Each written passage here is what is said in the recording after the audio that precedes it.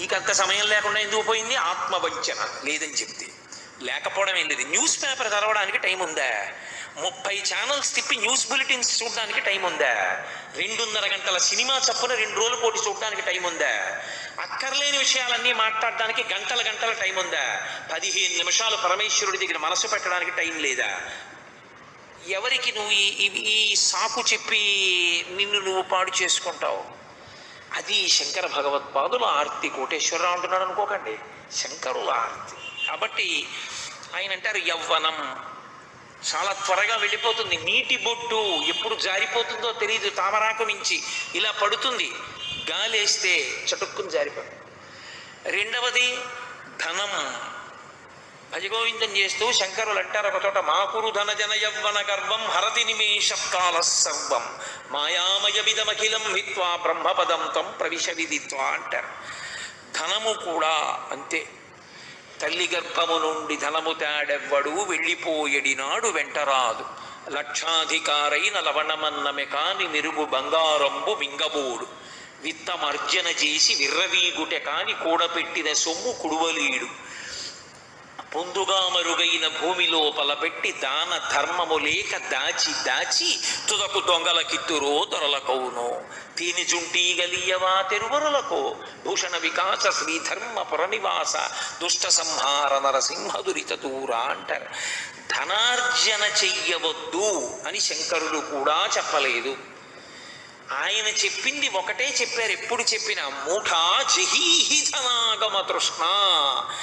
ధనాన్నే ధనాన్నే ధనాన్నే సంపాదిద్దామనేటటువంటి పిచ్చి కోరికకి వశము కావద్దు. అది తృష్ణ, దానికి అంతము లేదు. ఎంత డబ్బు ఉండాలి అని అడిగారు. వేదాంతం అంది కాలి చెప్పంతా. చాలా డబ్బు ఉంది జేబులో. ఓ అంగుళం పెద్ద చెప్పు కొనుక్కుంటావా? ఓ 5 రూపాయలు తక్కువ వచ్చాయి, ఓ అంగుళం తక్కువ చెప్పు కొనుక్కుంటావా? నీది 9వ నెంబర్ అయితే 8వ నెంబర్ కొనుక్కుంటావా? ఇంటికి వెళ్ళి 10 రూపాయలు తెచ్చుకొని 9వ నెంబరే కొనుక్కుంటాం. కాలి చెప్పు పాదము యొక్క పరిమాణమునకు ఎలా సరిపోతుందో అలా ధనము కూడా నీకు కావలసినంత ఉంటే చాలు. అసలు మీకు లోకంలో చిత్రం ఏంటంటే 84 లక్షల జీవరాశులలో తరువాతి తరాలకి కూడబెట్టడం అనేటటువంటి లక్షణం ఉన్న ఏకైక ప్రాణి మనుష్యుడొక్కడే. మిగిలిన ఏ ప్రాణులైనా సరే వాటంతటవి సంపాదించుకునేంత వరకు ఆహారం పెడతాయి, అంతే, అంతవరకే. తప్పించి ఇక ఆ తర్వాత ఏవి పెట్టవు. దూడ దానికి గడ్డి తినడం వచ్చేవరకే పాలిస్తుంది, అవుతార తంతుంది, వస్తే తిరిగిపోతుంది, వెళ్ళి గడ్డి తిండు అంటూ గడ్డి తినాలి దూడ. పక్షి పిల్లకి ఎగరడం వచ్చేవరకే తను తెచ్చి పెడుతుంది. పిల్లకి ఎగరడం వచ్చింది ఇక పట్టించుకోదు, అది తింటుంది అంతే. అంతేగాని పాపం పిల్ల రేపు పొద్దున్న దాని పిల్లలు పుడతారు కదండి అందుకని కొన్ని వడ్ల గింజలు డిపాజిట్ చేస్తాను అలా ఏం అందం. దాచుకునే లక్షణం ఉన్నది ఒక్కటే, అది కూడా ఋతువు కొరకు దాచుకునే చిన్ని ప్రాణి చీమ. వర్షం వస్తే పాపం కొట్టుకుపోతుంది కాబట్టి ఏదో కన్నాల్లో పట్టుకెళ్ళి గింజలు దాచుకుంటుంది. తప్పించి ఇక ఏ ప్రాణికి ప్రత్యేకించి అసలు డబ్బు అనేటటువంటిది దాచుకోవడం తెలియదు. అసలు నిజంగా చెప్పాలంటే లోకంలో అజ్ఞానం ఎప్పుడు మొదలైంది అంటే ప్రింటింగ్ ప్రెస్ వచ్చినప్పుడు. లోకంలో దరిద్రం ఎప్పుడు వచ్చింది అంటే డబ్బు వచ్చినప్పుడు. ఎవడి అవసరానికి వాడు తినడం అన్న రోజుల్లో దరిద్రం అన్నది ఎక్కడుందండి? తినడానికి ఉన్నవాళ్ళందరూ ఒకే తృప్తితో ఉన్నవాళ్ళు. దాచుకోవడం అన్నది వచ్చిందనుకోండి, పేపర్ కరెన్సీ వచ్చింది. ఎంత దాచుకుంటే అన్న ప్రశ్న వచ్చి దరిద్రం ప్రారంభమైంది. వాడికన్నా వీడు, వీడికన్నా వాడని. కడుపుకి తినడం వస్తే 2 బస్తాలు ధాన్యం ఉంటే చాలు, అయిపోయింది. ఈ 6 నెలలు మళ్ళీ పంట వచ్చినప్పుడు చూసుకోవచ్చు. డబ్బు వచ్చింది, దరిద్రాలు వచ్చాయి. ప్రింటింగ్ ప్రెస్ వచ్చింది, ఎవడికి చిత్తం వచ్చిన పుస్తకం వాడు రాసి ప్రింటింగ్ చేసి లోకం మీద వదిలేశాడు. వాడి భావాలన్నీ లోకానికి తెలిసి తెలియని వాడు ఆ పుస్తకం చదివాడు, అవి నిజాలను. కాబట్టి అజ్ఞానం ఎప్పుడు వచ్చింది? Printing press. దరిద్రం ఎప్పుడు వచ్చింది? Paper currency. నిజంగా వస్తువులు మార్చుకుని ఎవడి మానాన వాడు బతికినప్పుడు ఇంత దరిద్రం అన్న మాట లేదు లోకంలో. అందరూ తృప్తిగా హాయిగా ఏదో 2 బస్తాలు బతికించారు. పెరట్లో 2 పాదులు ఉంటే చాలు, కాస్త తోటకూర, అంత చింతపండు, 2 మిరపకాయలు ఉంటే సుఖంగా చారు కాచుకుని తినేసి పడుకుని హాయిగా నిద్రపోయేవారు. అంతకన్నా ఉండడానికి ఏముంటుందనేవారు. ఎవరింట్లో ఉన్నా ధాన్యం ఉండేది, ఏమి ఎత్తుకెళ్ళిపోతాడు. డబ్బు వచ్చాక అక్కర్లేని భయాలన్నీ వచ్చేసాయి. కాదు. సరే, ఇప్పుడు నేను నాకు దాని గురించి ఎందుకు కానండి. శంకరులు అంటున్నారు ధనం ధనం వద్దని శంకరాచార్యులు వారు చెప్పరు. శంకరాచార్యులు వారే కాదు, ఎవరూ చెప్పరు ధనం వద్దని. ధనము వేదం అంగీకరించింది. ఒంట్లో ఓపిక ఉండగా పగటి కాలమునందు ధనమును ఆర్జన చేయవలెను. లేకపోతే ఇల్లు ఎలా నడుస్తుందండి? యజమాని తీసుకురాకపోతే భార్యాబిడ్డలు ఏమైపోతారు? తీసుకురావాలి యజమాని. అసలు నిక్కచ్చిగా మాట్లాడితే మాతా నిందతి నాభినందతి పిత భ్రాతాన సంభాషతే నృత్యకుప్యతి నానుగచ్చతి సుత కాంతాపి నాలింగతే అర్థప్రార్థన శంకయా నకురుతే సల్లాపమాత్రం సుహృత్ తస్మాత్ నైతికమర్థమార్జన శృణుసఖే విత్తేన సర్వే వశాః అని చెప్పారు. నువ్వు డబ్బు సంపాదించకపోతే, ఒక వయసు వచ్చిన తర్వాత కొడుకు 4 రూపాయలు సంపాదించకపోతే మాతా నిందతి, ఆశీర్వదించడం తప్ప తిట్టడం తెలియని అమ్మ తిడుతుంది. తండ్రి నాభినందతి, శబాష్ సంతోషం రా కొడక అని భుజం మీద చెయ్యేడు. నాభినందతి పిత భ్రాతాన సంభాషతే, అన్నదమ్ములు పలకరించరు. భృత్యకుప్యతి, సేవకుడిని పిలిచి పని చెప్తే చెప్పేవలేవా 5 పైసలు ఇవ్వలేవు అని వాడు కోపం వస్తుంది. నానుగచ్చతి సుత, తండ్రి ఇంటికి వస్తుంటే కొడుకు బయటికి చెబుతో నీళ్లు తేడు కాళ్ళు కడుక్కోమని. నానుగచ్చతి సుత కాంతాపి నాలింగతే, భార్య కూడా ప్రియమార కౌగలించుకోదు. కాబట్టి అర్ధ ప్రార్థన శంకయాన కురుతే సల్లాపమాత్రం సుహృత్. ఆయన సుహృత్తు, చాలా మంచివాడు. అందులో ఆయన ఎందు దోషం పట్టడానికి ఏం లేదు. చాలా మంచి స్నేహితుడు మా రామకృష్ణారావు. కానీ ఎన్నాళ్ళు ఇస్తాడు? కనబడ్డప్పుడల్లా డబ్బు అడిగితే. అందుకని ఇలా వస్తుంటే బాబాయ్ మళ్ళీ ఏమైనా అడుగుతాడేమో అని అలా పోయాడు ఆయన. కాబట్టి అర్థ ప్రార్థన శంకయాన కురుతే సల్లాపమాత్రం సుహృత్ తస్మాత్ నైతికమర్థమార్జన శృణు సఖే. సఖేవ స్నేహితుడా, ఆర్జన చేయి డబ్బు, కానీ నైతికమర్థమార్జన శృణు సఖే, నీతి తప్పకుండా సంపాదించు. ఆ నీతి తప్పకుండా సంపాదించినదేదో అది నీ కుటుంబ అభివృద్ధికి కారణమవుతుంది. విత్తేన సర్వే వశాః, నీతి తప్పకుండా సంపాదించిన డబ్బు వల్ల నీకు సమస్తము వశమవుతుంది. ఈశ్వరుడు అనుగ్రహిస్తాడు. ఆ ద్రవ్యంతో నువ్వేం చేసినా ఉపయోగపడుతుంది.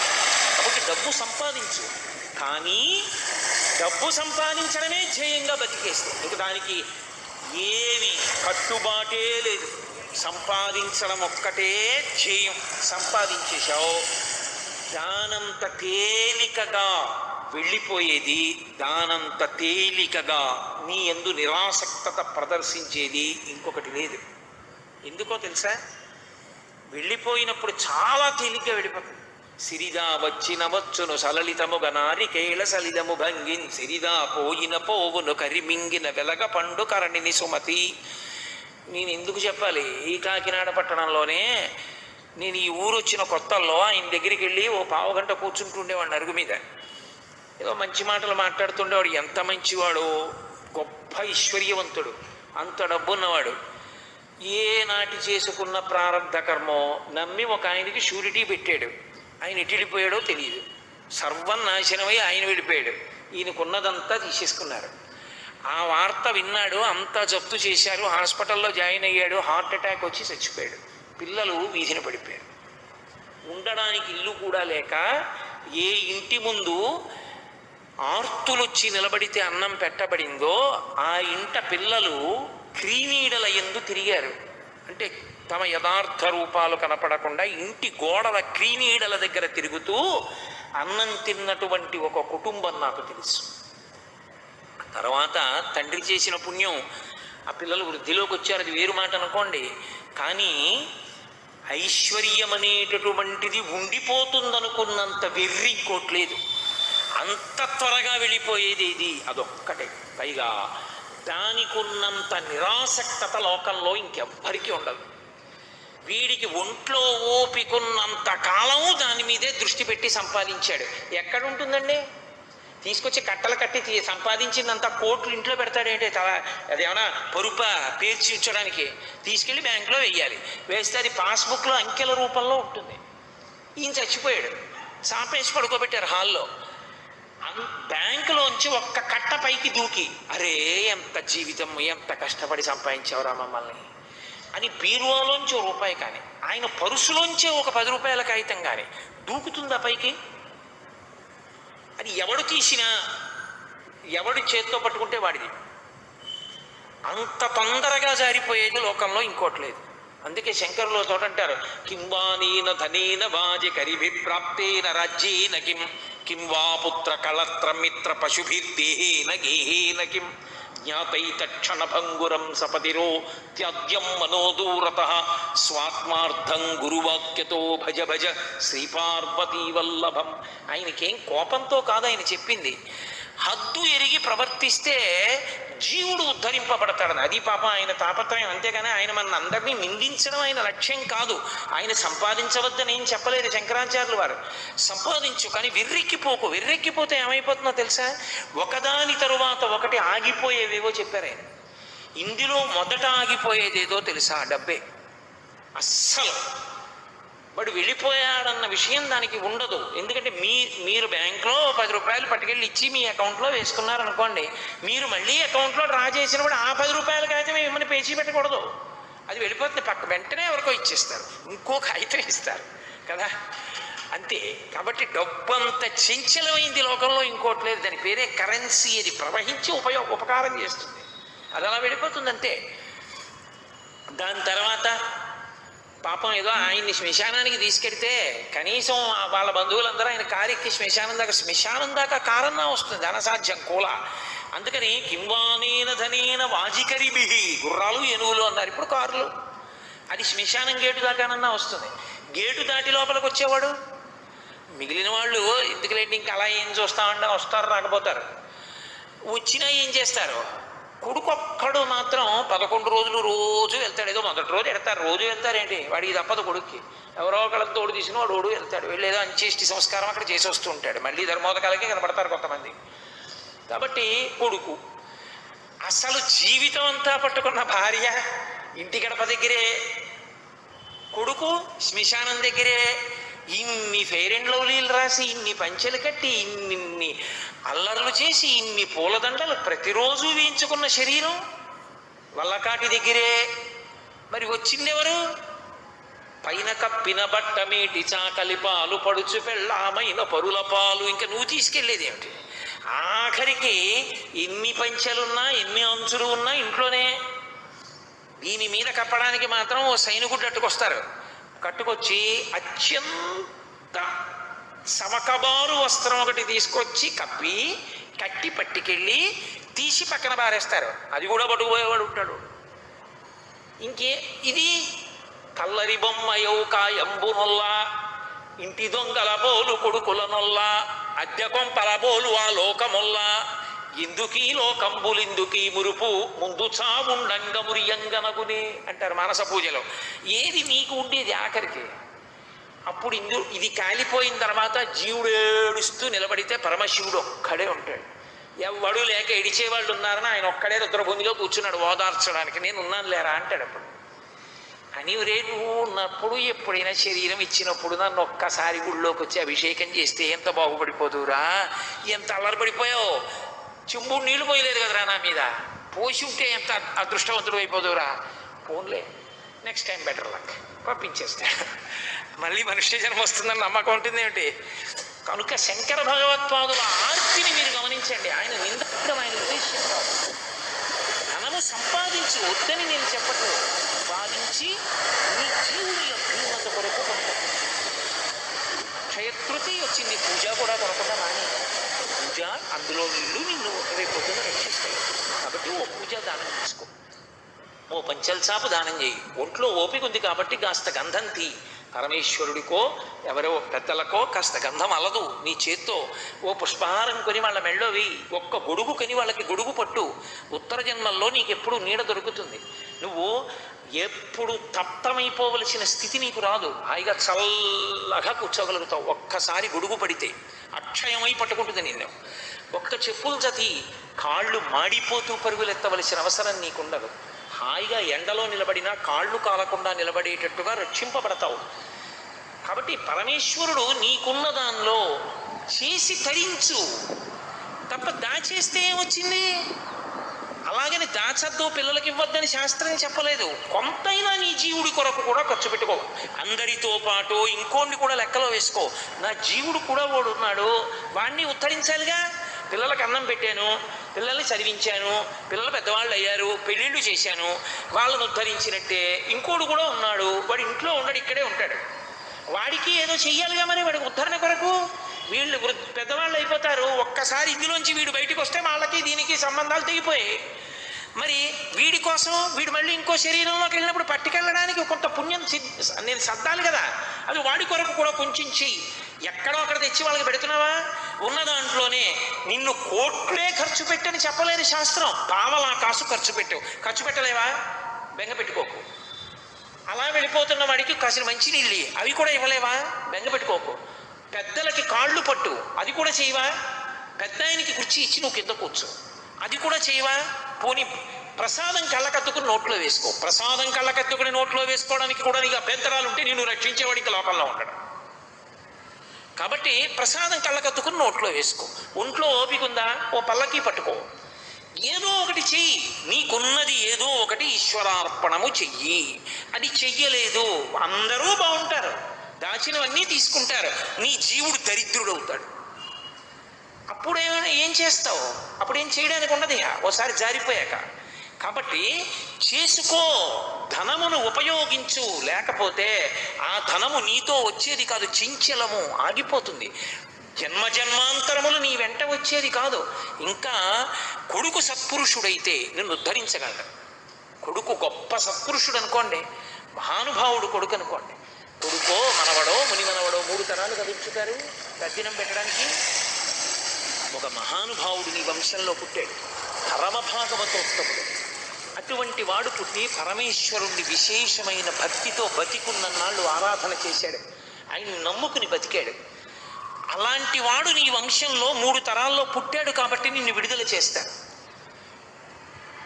ఆ కొడుక్కి నువ్వు ఇదే నేర్పితే, అందుకే ధర్మం చేసేటప్పుడు కొడుకుని పక్కన పెట్టుకోమంటారు. నువ్వు వాడికి నేర్పింది లేదు, అసలు నువ్వు వాడికి ఉపనయనమే చేయలేదు. లోకంలో నువ్వు తినేయడానికి ఖర్చు పెట్టేయడానికి డబ్బు బాగుంది, కొడుక్కి ఉపనయనం ఇప్పుడు ఎందుకండి? వాడికి పెళ్లికి ముందు ఉపనయనం, వాడికి పెళ్లికి ముందు ఉపనయనం, ఉత్తరాయణం లేకపోతే దక్షిణాయనంలో ఉపనయనం. ఇలా ఉపనయనం చేసుకుని మర్నాడు వాడికి పెళ్ళి. ఇంకా వాడు ఎప్పుడు చేస్తాడు సంధ్యావందనం గాయత్రి? నువ్వే పాడు చేసేసింది. కాబట్టి వాడికి యజ్ఞోపవీతం మీద కూడా నమ్మకమే ఉండదు. ఇది ఎప్పుడు కట్టి కుడిపేస్తుంది, శరీరం అంటే పడిపోతుందిగా. అప్పుడు వాడేం చేస్తాడు నీకు? నువ్వే పాడు చేసింది, వాడు కాదు. నువ్వు వాడికి నేర్పలేదు. కొడుకుని దగ్గర పెట్టుకుని కొడుకు ఇలా బతకాలని నువ్వు నేర్పలేదు కొడుక్కి. నువ్వు సంపాదనలో తిరిగావు, వాడికి అదే మప్పావు. నువ్వు పట్రా, సంపాదించు, బ్యాంకులో వెయ్యి, కూడబెట్టు, అదొక్కటే మప్పావు. దానికి వాడు అలవాటు పడిపోయాడు. వాడు రేపేం చేస్తాడు? వాడికి చేయడానికి పాపం వాడికి ఏం తెలుసు? వాడిని అనడానికి ఏం లేదు, వాడికి ఏం తెలుసు అని చేస్తాడు. వాడికి ఏం తెలియదు. అది బాగా వ్యగ్రత పొందిందనుకోండి, ఇప్పుడు ఎక్కడ కుదురుతున్నారు కానీ మీరు చేసేయండి 11వ రోజుకి వస్తానంటాడు. నేను ఎన్నో కుటుంబాల్లో చూసావా. కాబట్టి ధనం అంత వ్యామోహం పెట్టుకోక, అది నీ వెంట వచ్చేసేదేం కాదు. ఇక్కడ ఉన్నప్పుడైనా జారిపోతుంది, శరీరం విడిచిపెట్టాకైనా రాకుండా పోతుంది. వచ్చేదేది ఆ ధనాన్ని మారిస్తే వస్తుంది, పుణ్యధనంగా మారిస్తే వస్తుంది. ఒక్క పూజ కొన్నావు, ఒక్క పూజ జన్మాంతరంలో, ఒక్క అక్షయ తృతీయ నాడు ఇచ్చావు, అది అక్షయమై నీ జీవుడు ఎన్ని శరీరాల్లో ఉన్నా అది పనికొచ్చింది. ధనమును పుణ్యధనంగా మార్చడం నేర్చుకో. ఎప్పుడో అప్పుడు మళ్ళీ నువ్వు తరించడానికి అది మార్గం అవుతుంది. ఇది శంకర భగవత్పాదుల యొక్క ఆవేదన. ఆయన ఆవేదన దిద్దడమే కానీ ఆయన ఆవేదన నింద చేయడమో, నువ్వు పాడైపోతున్నావు అనడమో, ఖండించడమో కాదు. శంకరులకున్నంత సాత్వికమైన వాక్కు నాకుంటే ఇంత కఠినంగా కూడా మాట్లాడేవాడిని కాదు. శంకరులైతే ఇంకా చాలా ప్రేమగా మాట్లాడతారు. నాకు అంత ప్రేమగా మాట్లాడడం రాదు కాబట్టి నా వాక్కు ఎందుకు కొంత వ్యగ్రత కనపడుతోందేమో నేను మాట్లాడుతున్నప్పుడు. కాబట్టి అది ఆర్తి, ఒక తండ్రికి ఉన్నంత ఆర్తి, అంతకన్నా గొప్ప ఆర్తి శంకరాచార్యులు వారిది. లేకపోతే ఎందుకంటే ఆయనకి ప్రశ్నోత్తర రత్నమాలిక, ఆయన తరించలేరా? అపరశివావతారం అది. ఆయనకి ఎందుకు మన గురించి ఇంత తాపత్రయం? అరే వాళ్ళు ఏమైపోతారు మరి నేను చెప్పకపోతే? అది ఆయన మనకిస్తున్న నిధి. అది తండ్రి ఇచ్చిన నిధి శరీరంలో ఉన్నంతసేపే. శంకరులు ఇచ్చిన నిధి అసలు శరీరంలో ఉండకుండా చేయగలరు. అంత గొప్ప నిధిని ఆయన ఇస్తున్నారు. కాబట్టి ధనం జాగ్రత్త సుమ, అది నళినీదళగత జలవత తరళం. ధనం ఒకటి. ఎక్కడ అత్యాశతో నిలబడిపోయి జన్మని పాడు చేసుకుంటాడో అక్కడక్కడ శంకరాచార్యుల వారు దాని యందు ఉన్నటువంటి అత్యంత చాంచల్యమైనటువంటి స్థితిని చెప్పి వ్యామోహం పెరిగిపోకుండా జాగ్రత్త పడడాన్ని నేర్పుతున్నారు. కాబట్టి మహానుభావుడు తులసీదాస్ గారు రామాయణం చెప్తుండేవారు. చెప్తుంటే ప్రతిరోజు గుర్రం మీద వెళ్ళిపోతుండేవాడు జమీందారు కాశీపట్టణంలో. చూసి నవ్వేవాడు గుర్రం ఆపి. తులసీదాస్ గారు వచ్చి కూర్చోండి అన్నగారు. అంటే ఆయన నీకు పని పాడా, నీలా పని లేని వాళ్ళని కొంతమందిని చేరేస్తావు, వాళ్ళకి రామాయణం అంటావు, వాళ్ళు వింటూ ఉంటారు. నాకెందుకు జమీందారిని, ఆ గంట ఉంటే ఇంకో 1000 రూపాయలు సంపాదిస్తానని నవ్వుతూ వెళ్ళిపోయేవాడు. అలా వెళ్ళిపోయిన జమీందారింటికి తులసీదాస్ గారు వెళ్ళారు. వెళ్ళి అయ్యా నాకు మీ ఇంటికి వచ్చి రామాయణం చెప్తా, మీరు వచ్చి కూర్చోవద్దు, మీకెప్పుడు ఖాళీ, మీరు ద్రవ్యార్జన చెయ్యకుండా ఎప్పుడు ఉంటారు, అప్పుడే వచ్చి చెప్తా, 10 నిమిషాలైనా పర్వాలేదు, పావు గంటలైనా పర్వాలేదు అంటే తాపత్రయం శంకరాచార్య వార్త. అరే పాడైపోతున్నాడే అని వినండి అన్నాడు. ఇప్పుడు ఎక్కడ కుదురుతుంది చూద్దాంలే. మళ్ళీ వెళ్ళారు. నవ్వి అన్నాడు వచ్చే ఏడాది రండి అన్నాడు. ఖచ్చితంగా ఏడాదికి తులసీదాస్ గారు వెళ్ళారు. ఇప్పుడు ఎక్కడ కుదురుతుంది వచ్చే ఏడాది రండి అన్నాడు. అలా 6-7 మార్లు తిప్పాడు. వెళ్ళారు పాపం తులసీదాస్ గారు. ఆ పై ఏడాది వెళ్ళారు. అయ్యా మీ నాన్నగారు ఏది రామాయణం 10 నిమిషాలు వింటారేమో అని వచ్చానండి అన్నారు. మా నాన్నగారు మీకు తెలియదా, చచ్చిపోయారు కిందటి ఏడాది అన్నాడు కొడుకు. తులసీదాస్ గారు దివ్య దృష్టితో చూశారు. దివ్య దృష్టి ఉంటుందా అండి అనకూడదు, అది ఉన్నవాడికి తెలుస్తుంది ఉందని. ఏమీ లేనివాడికి నీకెలా తెలుస్తుంది ఉందని? సాధన చేయి నీకు తెలుస్తుంది ఉందని. అన్నం తింటే తెలుస్తుంది ఆకలి తీరుతుందని. తపస్సు చేస్తే దివ్య దృష్టి ఉంటుంది. అంతేగాని వాడికి ఉంటే నువ్వు చేయకుండా అది ఉంటుందా అండి అంటే ఉంటుంది. నువ్వు చేయి తెలుస్తుంది నీకు. కాబట్టి దివ్య దృష్టితో చూశారు. ఎక్కడున్నాడో తెలుసా? కిందటి ఏడాది వరకు జమీందారుగా ఉన్న జీవుడు ఆ ఇంటిలోనే పశువుల కొట్టంలో ఎద్దుగా ఉన్నాడు తాపత్రయానికి. ఇంకా ఐశ్వర్యం మీద భ్రాంతి పోక పొలాలు దున్నడానికి ఆ ఇంటి పశువే అయి ఆ ఇంట్లో నిలబడి ఉన్నాడు. లోపలి జీవుడు గుర్తుపట్టాడు తులసీదాస్ గారు. ఎద్దు ఆయన వంక చూసి కన్నుల నీరు కార్చి, ఒక్కసారి మీ దగ్గర రామాయణం వింటే ఇలా అయ్యేవాడిని కాదు, అది వినక ధనమునందు మమకారం పెట్టాను. ఇప్పుడు వాడు యజమాని, వాడేమీ చేయడు. ఇదిగో ఈ పక్కనున్న ఆవుని వాడు దానం చేయడు నా పేరు చెప్పి. అందుకని ఇదిగో ఎద్దునై ఆ పొలాన్నే దున్నుకుంటున్నా, తోక మిలిపెడుతున్నాడు, కంట్లో కారం పెడుతున్నాడు, వీపు మీద కొరడాతో కొడుతున్నాడు, గడ్డి తిని పొలం దున్నుతున్నాను. 1 గంట రామాయణం వింటే ఇలా అయ్యేవాడిని కానన్నాడు. ఆ భాష జీవ భాష తులసీదాస్ గారికి అర్థం. ఒకసారి వదిలిపెట్టాక ఎవడు ధరిస్తాడు, ధరించేవాడు. కాబట్టి ధనమునందు ధనమును ఆర్జన చెయ్యకుండా ఉండు. అసలు డబ్బు వద్దు నీకు, డబ్బు వల్ల పారైపోతావు. ఎందుకు డబ్బులు?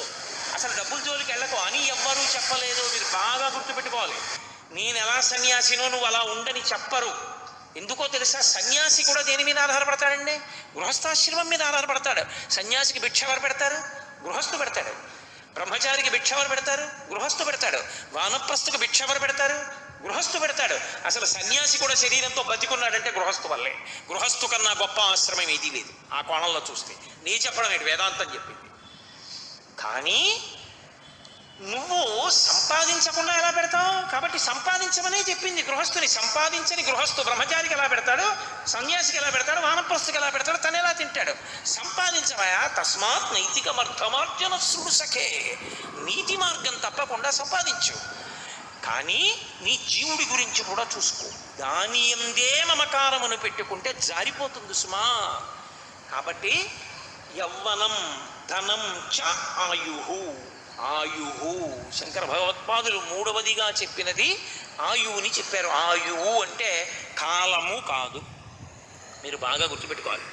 కాలము అనంతమై వెడుతూ ఉంటుంది. అలాగే కాలమునందు ఒక ప్రత్యేకమైనటువంటి తేదీ నాడు, ఒక నక్షత్రంలో ఒక తిథి నాడు పుట్టి, ఒక నక్షత్రంలో ఒక తిథి నాటి వరకు ఒక ఉపాధి యందు ఒక జీవుడు ఉన్న కాలాన్ని ఆయుర్దాయమని పిలుస్తారు. ఆ జీవుడికి ఒక కుక్క ఒక తిథి నాడు పుట్టింది, ఒక నక్షత్రంలో పుట్టింది, ఒక నక్షత్రంలో ఒక తిథి నాడు వెళ్ళిపోయింది.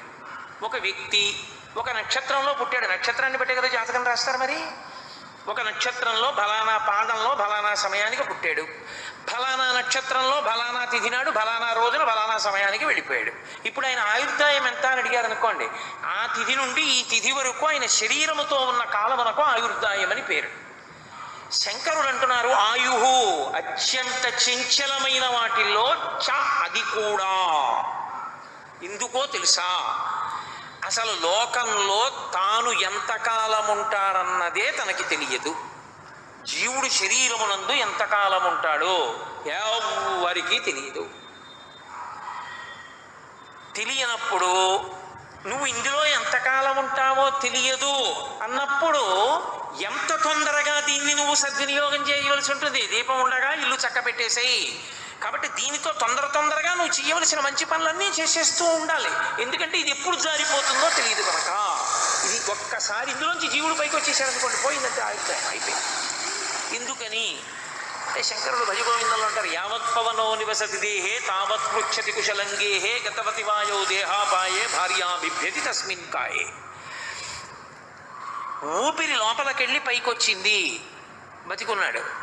పైకెళ్ళిన ఊపిరి లోపలికి తీశాడు, బతికున్నాడు. ఊపిరి తీసి విడిచిపెడుతున్నాడు.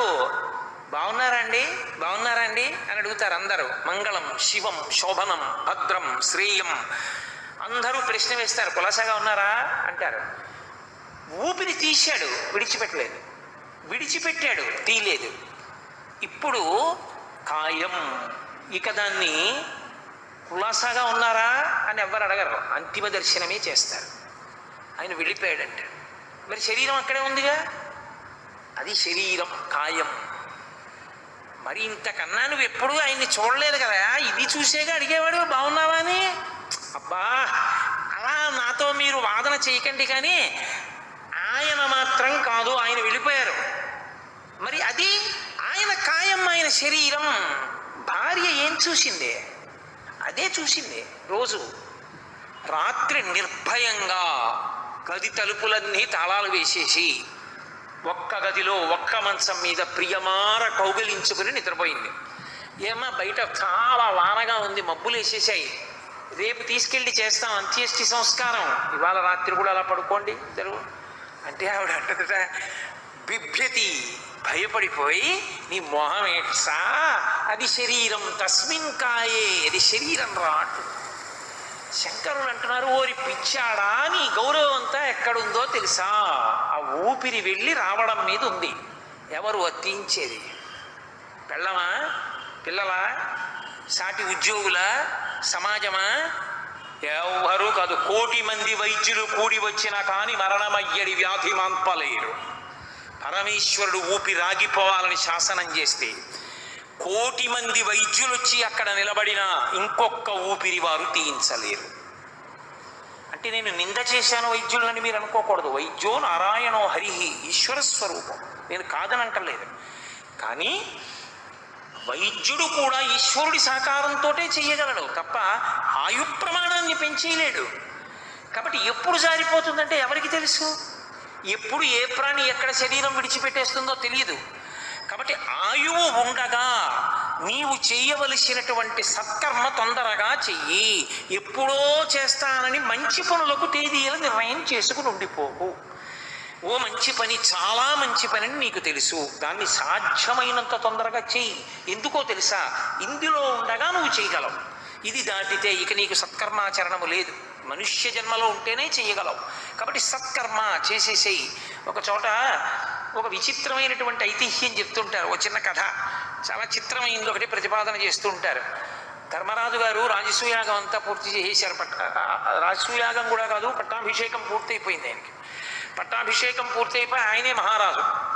బడలిపోయాడు. మరి ఇన్ని పనులు చేసి ఓ పెళ్లి చేస్తేనే బడలిపోదాం, ఆ పట్టాభిషేకం అంతా ఇన్ని దాన ధర్మాలు చేసిన వాడు బడలిపోడండి. అలిసిపోయి ఉన్నాడు. ఎక్కడి నుంచో బ్రాహ్మణుడు వచ్చాడు. అయ్యా ఒక్క గోవు దానం చేయండి, నాకు బతికేస్తాను అన్నాడు. అంటే ధర్మరాజు గారు అన్నారంటారు సుమండి, మహాభారతం అంతర్గతం అని మీరు అనుకోకండి, ఓ మంచి సందేశం ఇవ్వడానికి చెప్తారు. రేపు రమ్మను, దానం చేస్తాను అన్నారు. వెంటనే భీముడు అన్నాడు, నగారాలు మోగించండి అన్నాడు. అంటే ఏదైనా చాలా గొప్ప మంగళప్రదమైన విశేషం జరిగితే కోటలో నగారాలు మోగుతాయి, నగారాలు మోగించండి అన్నాడు. నగారాలు మోగించాడు. ధర్మరాజు తెల్లబోయాడు. ఇదేమిటి, నేను కదా రాజుని, నాకు తెలియకుండా కోటలో ఏ శుభం జరిగింది, ఎందుకు మోగించారు నగారాలు అని సేవకుల్ని పిలిచారు. గడి దేనికి మోగే నగారాలు అన్నాడు. మాకు తెలియదు, భీమసేన మహారాజు గారు మోగించమన్నారు, మోగించాం. ఏది భీమసేనుడిని పిలవండి. ఎరా తమ్ముడా, ఎందుకు మోగించావు నగారాలు?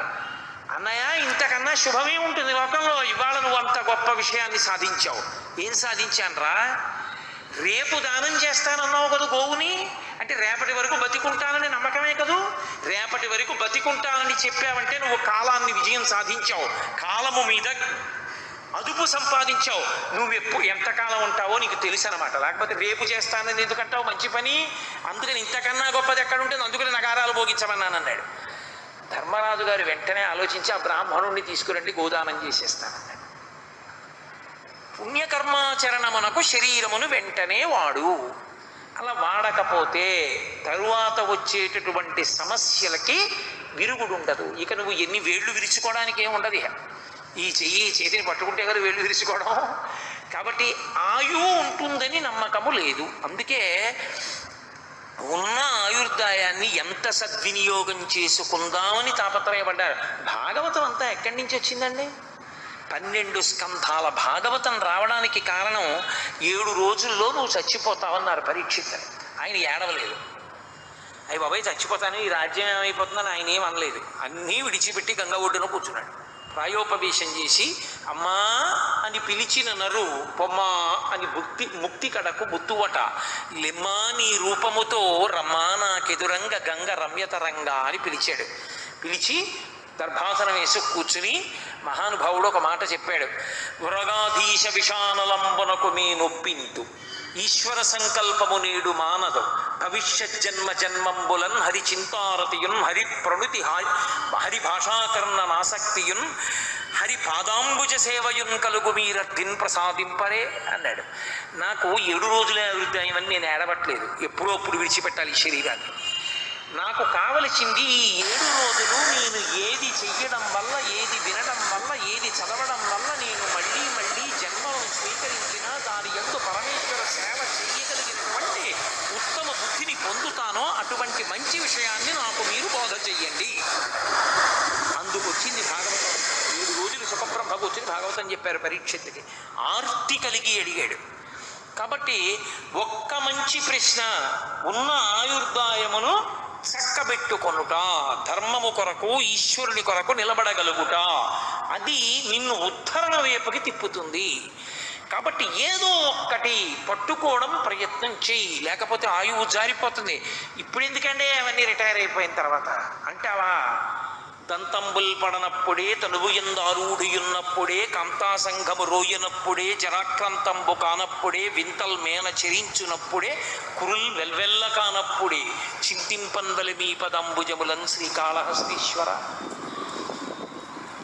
ఇవాళ పొద్దున్న మంచి అధికార పదవిలో ఉండి వెలిగిపోతూ ఏదో అక్కడికి వెళ్ళి కార్యక్రమాన్ని చక్క పెడదామని బయలుదేరి వెళ్ళిపోతున్నటువంటి వ్యక్తి కొన్ని రోజుల పాటు శరీరం ఎక్కడో ప్రేతమై పడిపోతే తెలియనటువంటి స్థితిలో పడిపోయినటువంటి సంఘటనలు తెల్లవారి లేస్తే మనం చదువుతున్నాం. ఆయుర్దాయం తనది అయిపోతోందని, తాను ఇంక ఉండనని, తాను వెళ్ళిపోతున్నానని ఆయనకి తెలుసా? తెలిస్తే ఎక్కడికో పెడతాడా? ఏ పుణ్యకర్మాచరణమో చేసుకోడా? ఆయుర్దాయమంత చించలం ఇంకొకటి లేదు. నిత్యమా జీవితము నీటిపై బుగ్గ. నీటి మీద బుడగ ఎంతసేపు ఉంటుంది ఎవరికి తెలుసు? అబ్బా ఎంత రంగో అనేటప్పటికీ చిటుక్కుని పేలిపోతుంది. శరీరము ఆయుర్దాయము కూడా అంతే. ఎప్పుడు అంతమవుతుంది తెలుసున్నది పరమేశ్వరుడికి ఒక్కడికే. ఇక్కడ గంట మోగుతూనే ఉంటుంది ఎప్పుడు, lub dub lub dub lub dub అని. పరమేశ్వరుడు దర్శనమిస్తున్నాడు. గుర్తేమిటి? గుడి తీసి ఉందని గుర్తేమి? గంట మోగుతూ ఉంటుంది. గంటలు మోగుతున్నాయి, ఈశ్వర దర్శనం అవుతోంది. ఇక్కడ పరమేశ్వరుడు కూర్చుని ఉన్నాడు. నీవారస్సూకవత్తన్వి పీతాభాస్వత్యనూపమా ఇక్కడ ఉన్నాడు. ఆయన పని ఏమిటి అంటూ ఉంటాడు. లబ్ అనచ్చా డబ్బని, లబ్బనచ్చా డబ్. ఎప్పుడో ఆయన లెక్క పెడతాడు. చిత్రంగా కూర్చుని గుప్తంగా లెక్క పెడతాడు శ్వాసలు. ఇంకా నేను ఇక్కడ ఉండక్కర్లేదు అనుకుంటాడు. అయిపోయింది. వెంటనే ఉత్తరీయం తీసి మీదేసుకుని బయటికి వెళ్ళిపోతాడు. తర్వాత డబ్బం లేదు, గంట అయిపోయింది. అంతే. శివం శవం అయిపోయింది. కాబట్టి ఆయుర్దాయము అంత చటుక్కున పూర్తవుతుంది, అంత చమత్కారంగా వెళ్ళిపోతారు. కాబట్టి ఎట్నుంచి వెళ్ళాడు ఎవరికి తెలియదు. ఇంట్లో ఉన్నవాళ్ళు ఎట్నుంచి వెళ్ళాడో తెలుసు, ఆఫీస్కి వెళ్తే ఎట్నుంచి వెళ్తాడో ఏ ద్వారం నుంచి బయటికి వెళ్తాడో తెలుసు. దాని తమాషా కాలిపోను ఇందులోంచి వెళ్ళినప్పుడు ఎట్నుంచి వెళ్ళాడో చుట్టూ ఉన్న వాళ్ళకు కూడా తెలియదు, అంత చమత్కారంగా. కాబట్టి చాలామంది వెళ్ళిపోయారు, నేను ఒక్కడిని వెళ్ళదాను అనుకోకు సుమా. వేదాంతాన్ని వేదాంతంగా సత్యంగా స్వీకరించు. నేను ఒక మాట చెప్తే చాలా కఠినంగా మీకు అనిపిస్తుంది, కానీ నేను ఒక్క యథార్థం మీతో మనవి చేస్తాను, ఆలోచన చేయండి. నేనేమి ఇప్పుడు అది వెంటనే మీరు అంగీకరించాలని కానీ మిమ్మల్ని ఒత్తిడి చేయడం కానీ నా ఉద్దేశ్యం కాదు. ఖచ్చితంగా నేను చెప్పే మాట కఠినంగానే ఉంటుంది, కానీ దానంత కరదీపిక మనిషి జీవితాన్ని చక్కబరుచుకోవడానికి ఇంకొకటి లేదు. నువ్వు దీన్ని విడిచిపెడతావా అంటే పెంకితనంగా నీ చచ్చిపోనండి అన్నవాడికి నేనేం చెప్పలేను. పక్కింట్లో దొంగలు పడ్డారు, నీ ఇంటికి తాళాలు ఇస్తున్నావు. నాన్నగారు వెళ్ళిపోయారు, తద్దినం పెట్టావు. తాతగారు వెళ్ళిపోయారు, తద్దినం పెట్టావు. అమ్మ వెళ్ళిపోయింది, తద్దినం పెట్టావు. నీ తరంలో నీకన్నా ముందు పుట్టిన పెద్ద నాన్నగారి పెద్ద అబ్బాయి వెళ్ళిపోయాడు, నీ లెక్క కూడా ప్రారంభం అయింది. వరుస క్రమంలో పడ్డావు, పేర్లు పిలుస్తున్నారు. ఇంకా ఎప్పుడో అప్పుడు విడిచిపెడతాను అని ముందు అసలు నమ్మడం మొదలుపెట్టావు అనుకో, ఇది వదిలిపెట్టేస్తానండో అన్నావు అనుకో. నాన్నగారు అన్నదమ్ములు అందరూ వెళ్ళిపోయారు, పెద్ద నాన్నగారు వెళ్ళిపోయారు, నాన్నగారు వెళ్ళిపోయారు, బాబాయ్ గారు వెళ్ళిపోయారు, పిన్నులు వెళ్ళిపోయారు, పెద్దమ్మలు వెళ్ళిపోయారు, అమ్మ వైపు పెద్దమ్మలు వెళ్ళిపోయారు, పినతలు వెళ్ళిపోయారు, బాబాయిలు వెళ్ళిపోయారు, అందరు వెళ్ళిపోయారు. నెక్స్ట్ ఎవరు? ఈ పేపర్ అంతా తీసి పక్కన పెట్టేశారు, తర్వాత ఆర్జితం వాళ్ళని పిలుస్తారు. నా తరమేగా. నా తరంలో నేను ఇంకా 20 ఏళ్ళు సర్వీస్ ఉందన్నవాడిని 6 ఏళ్ళు సర్వీస్ ఉందికి వచ్చేసాను. అంటే వృద్ధుళ్ళు అయిపోతున్నానా? శరీరం మారిపోతుందా? జర్జరీభూతం అయిపోతుందా? మా పెద్ద నాయన గారి పెద్ద అబ్బాయి వెళ్ళిపోయాడు, మా అన్నయ్య. ఇద్దరం కలిసి మేడ మీద కూర్చొని మాట్లాడుకునేవాళ్ళం జాజిపిందిరి కింద. వెళ్ళిపోయాడు వాడు. వెళ్ళిపోయేప్పుడే ఏడాది అయిపోయింది. వాడు వెళ్ళిపోయాడు. అంటే మా తరంలో వెళ్ళిపోవడం ప్రారంభం అయిపోయింది. నా పేరు కూడా పిలుస్తారు ఇప్పుడు. అప్పుడు నేను వెళ్ళవలసిందే. నేను రానని మొరాయించడానికి ఏమి ఉండదు. ఆయనంత నిర్దాక్షిణ్యంగా తీసుకెళ్ళేవాడు ఎవరు ఉండడు. 5 minutes ప్లీజ్ అంటే ఆయన ఏం ఆగడం, 1 సెకండ్ ఆగడు, తీసుకెళ్తాడు. అలా తీసుకెళ్ళిపోతాడు. నేను వెళ్ళిపోతాను, ఇందులోంచి జారిపోతానని నమ్మావనుకో, అదొక్కటి నమ్మితే చాలంటే. రోజు పెద్ద దాని గురించి ఉపన్యాసాలు ఇంట్లో మాట్లాడుతుండాలి ఏం అక్కర్లేదు. జస్ట్ ఎ బిలీఫ్, ఇందులోంచి వెడతాను, నేను నిర్గమిస్తాను అని నమ్మితే పాపము చెయ్యలేవు. ఎందుకో తెలుసా? అరే ఇది విడిచిపెట్టి వెళ్ళాక ఖాతా అడుగుతాడు రా ఒకడో, ఒరే నువ్వేం చేసావురా దాంతో నాకు తెలియదు అనుకున్నావా అంటే లేనిపోని గొడవ వస్తుందిరా. వద్దు, మనకి ఎందుకు వచ్చిన గొడవ? ప్రారంభం అయిపోయిందా? వెళ్ళిపోయాడు పెద్దనాన్నగారు అబ్బాయి, ఎప్పుడు పిలుస్తాడో, ఎందుకు వచ్చిన గొడవ? పోనీ 20 ఏళ్ల తర్వాత పిలవని, 25 ఏళ్ల తర్వాత పిలవని, 10 ఏళ్లలో పిలవని, కానీ పిలుస్తాడు కదూ. పేరు పిలిచి తీరుతారు. పేరు పిలిచారు, అయిపోయిందంతే. తర్వాత ఈ పేరేనండి అన్నాడు అనుకో, అంతే పట్టుకెళ్ళిపోతాడు. ఇంకా కన్సులేషను, ఎక్స్టెన్షను ఇవేం ఉండవు. కాబట్టి వద్దు మనకంటాడు. అసలు దీన్ని ఆడిపిచ్చాడు, చచ్చిపోయాడు, కానీ నేను ఎక్కడ పోతానండి అన్నాడు అనుకో, ఇంకా వాడిని ఎవడు ఉద్ధరించలేడు. మీరు ఆలోచించండి. వాడు వెర్రాడండి, వాడికి ఏం తెలియదు, వాడు చచ్చిపోయాడు, నేను ఎందుకు చచ్చిపోతాను అన్నాడు అనుకోండి, ఏమైనా చేస్తాడు. ఎందుకంటే అసలు వాడికి ఇంక ఎవరికి లెక్క చెప్పాలి? వాడు ఇందులోనేగా ఉంటాడు. పిచ్చి అనుకుని పోయి ఎక్కడికో పోతాడు. అలా ఒప్పుకుంటే ఉత్తర క్షణంలో నడవడి మీద ఒక అదుపు వచ్చేస్తుంది. మీ మనస్సు మీద మీరు తిరగబడిపోతారు. నీ ఇష్టం వచ్చినట్టు నువ్వు చెప్పినా నీ చేయనలా. నీ సొమ్మేం పోయింది, ఎన్నైనా చెప్తావు. ఒక్క క్షణం దీంతో తప్పు చేయడం, ఆ తర్వాత ఆయన దగ్గరికి వెళ్ళి చేతులు కట్టుకున్న తర్వాత ఆయన లెక్కలు మొదలెడతాడు. అప్పుడు ఎవడు పడతాడు? నీ చేయను, నా వల్ల కాదు, ఒక్కనాటికి చెప్పద్దు. 2 మాటలు చెప్తుంది, 3 మాటలు చెప్తుంది, 4 మాటలు చెప్తుంది, అసలు చెప్పదు. ఇక వాడు వినడండి అలాంటివన్నీ అంటూ. ఆ అదుపు నీకు రావాలంటే మనసు మీద శంకర భగవత్పాదుల యొక్క ప్రశ్నోత్తర రత్నమాలికలో ఆయన చెప్పిన మాట జీర్ణం కావాలి. అది శంకరాచార్యుల వారి తాపత్రయం. అందుకు ఆయుహు సద్వినియోగం చేసుకున్న వాళ్ళు ఖట్వాంగుడు అని ఒక రాజు. ఆయన్ని దేవతలు పిలిచారయ్యా, మేము యుద్ధం చేసి రాక్షస సంహారం చేయలేకపోతున్నాం, కాబట్టి నువ్వు రా, వచ్చి మాకు సహాయం చేయి అన్నారు. ఆయన వెళ్ళి దేవతల తరపున పోరాటం చేసి రాక్షస సంహారం అంతా చేసి దేవతల దగ్గరికి వెళ్ళాడు. వాళ్ళందరూ ఈయన మెళ్ళలో పూలమాలలు వేస్తున్నారు సత్కారం చేసి. ఇవన్నీ చేతురుగాని లేండి కానీ పెద్ద విశేషం కాదు. మనుష్యలోకమునందు ఎవడు ఎంతకాలం ఉంటాడో తెలియదు ఎవ్వడికి. నాకు మీరు ఒక్క ఉపకారం చేయండి, నేను ఎంతకాలం ఉంటాను ఈ శరీరంలో అని అడిగాడు. వాళ్ళు అన్నారు, ఏమనుకోకు, 2 గడియలు ఉందన్నారు. ఏమనుకోవడం ఎందుకు, ఎప్పుడో అప్పుడు 2 గడియలు వింటాంగా, కాబట్టి నాకేం బెంగలేదు, విమానం ఇది అన్నాడు. ఎక్కి ఇంటికి వచ్చేసాడు. నేను వెళ్ళిపోతున్నాను కాబట్టి మీరు ఏడవద్దు, వెళ్ళిపోవాలి తప్పదు, కాబట్టి అన్నీ వదిలిపెట్టేస్తున్నాను, కొడుకు అప్పచెప్పానన్నాడు. బయటికి వెళ్ళాడు. గోవింద గోవింద గోవింద గోవింద గోవింద గోవింద అంటూ గోవిందుని యందు మనసు పెట్టి గోవిందనామని చెప్పాడు. మోక్షానికి వెళ్ళిపోయాడు. 2 గడియల ఆయుర్దాయం ఉన్న ఖట్వాంగుడు చక్కదిద్దుకుని ఈశ్వరుణ్ణి చేరిపోయాడు. కాబట్టి చంచలమైన ఆయుర్దాయమునందు ఉన్న ఈ ఉపాధిని చక్కబెట్టుకో, జాగ్రత్త పడు. అందుకే వేదాంతంలో ఎప్పుడూ ఒక ఉదాహరణ చెప్తారు. దీనిలో ఉన్నప్పుడు దీనితో మంచి పని చేద్దాం అనుకున్నప్పుడు ఎప్పుడు ఒకే ఉదాహరణ జ్ఞాపకం తెచ్చుకుంటూ ఉండు అని చెప్తారు. ఏదో ఏటికి యువతల వైపు అంతా ఇళ్ళు దుకాణాలు అన్నీ ఉన్నాయి, ఆడుకోవడానికి బాగుందని ఏరు దాటి అవతల వైపుకి వెళ్ళి ఇసుక పర్రలో ఆడుకుంటున్నాడు. ఏదో గీత గీసుకుని కబడ్డీ ఆడుకుంటున్నారు. ఆడుకుంటుంటే ఆ పైనుంచి వచ్చాడు ఒక ఆయన, పెద్ద కేకలేశాడు. సమయం లేదు, మహా అయితే 20 నిమిషాలు. పైనుంచి వరద వచ్చేస్తోంది, పైన వానలు పడ్డాయి. ఆ పైన ఉన్నటువంటి ఆనకట్ట తలుపులు తెరిచేశారు, వరద వచ్చేస్తోంది. ఈ పడవ నిలబడదు, ఇక దీంతో మీరు దాటలేరు, వరద వచ్చేస్తే తొందరగా ఎక్కేసి దాటేయండి అన్నాడు. ఆడుకుందామని వచ్చినటువంటి వాళ్ళు ప్యాంట్లు చొక్కాలు విప్పి అక్కడ పెట్టి గట్టీలు కట్టుకుని ఆడుకుంటున్నారు. ఇప్పుడు ప్యాంటు మీద తాపత్రయమా, చొక్కా మీద తాపత్రయమా, పరుసు మీద తాపత్రయమా, కర్ర మీద తాపత్రయమా, దేని మీద తాపత్రయం? గట్టితో ఉన్నవాడు గట్టితో పడవెక్కి ముందు దాటేస్తాడు, పైకి చూస్తూ వచ్చేస్తోందేమో వరదని. గబగబా దాటి అవతలకి దూకేసి అమ్మయ్య, ఒరే పరిసిపోయి పోతే కానీ వచ్చేసి చూసా, అమ్మయ్య ఊళ్ళోకి వచ్చేసాం, ఊతల గట్టి ఎక్కేసాం.